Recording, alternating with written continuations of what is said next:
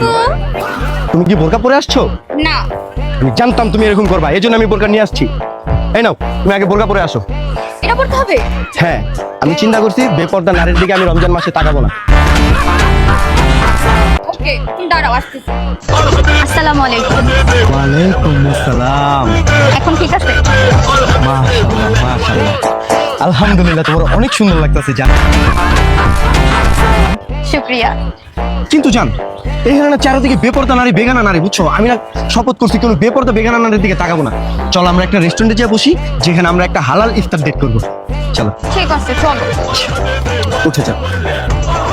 মামা একটু আস্তে আস্তে যাও। হ্যাঁ আস্তে আস্তে যাবে মানে? তুমি যাবে না? হ্যাঁ জান, আমি যাবো তো, আমি তো আরেক রিক্সায় যাবো। মানে আরেক রিকশায় কেন? জান তুমি বোঝো নাই, আমরা তো আসছি হালাল ডেটে। যদি পাশাপাশি দুজন এক রিক্সায় বসে যাই, গায়ের সাথে গা লাগবে না, রোজাটা হালকা হয়ে যাবে না? আমাদের ডেটটা যেন হালাল হয়, এই চিন্তা করেই তো আমি দুইটা রিক্সা নিলাম। তুমি এক রিক্সায় যাবা, আমি আরেক রিক্সায় যাবো।